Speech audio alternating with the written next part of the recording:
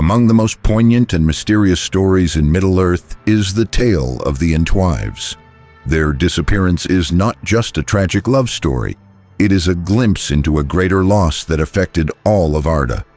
To understand the Entwives, we must begin with the Ents themselves, the ancient shepherds of the forest, created by Yavanna, the Vala of growing things, in response to Aula's forging of the dwarves. The Ents were tasked with protecting the trees, ensuring the balance of wild growth across the world. But the Entwives were different. Where the Ents loved the deep woods and wild groves, the Entwives loved order. They cherished gardens, fields, and crops. They moved east of the great river, beyond the Entwash, and there, in the region known later as the Brownlands, they cultivated the earth. And for a time, they flourished. The Ents would visit them, learning from their ways.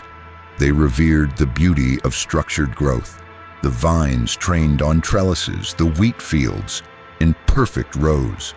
The Entwives taught men how to farm, how to plant, how to tend. Civilization, in many ways, owes its roots to them. But war came. Whether it was Sauron in the Second Age or the slow march of shadow through Mordor, the land east of the Anduin turned to dust. Fire and darkness swept through the gardens, destroying everything the Entwives had built.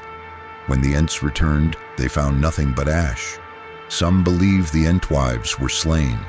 Others believe they fled, perhaps north, perhaps east, perhaps even beyond the knowledge of the wise. Treebeard holds hope still, and in his voice we hear the ache of centuries.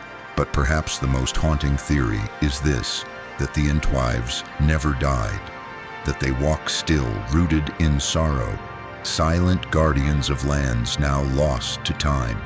They may have become something else entirely, dryads, spirits, or something beyond our knowing. In every whisper of wind across a lonely field, in every vine curling around a fallen stone, perhaps the Entwives are speaking. We simply no longer understand their language.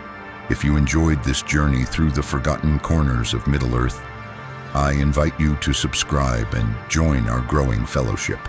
There's so much more to explore, characters lost to legend, lands buried in shadow, and tales waiting to be told. Leave a comment with your thoughts or theories.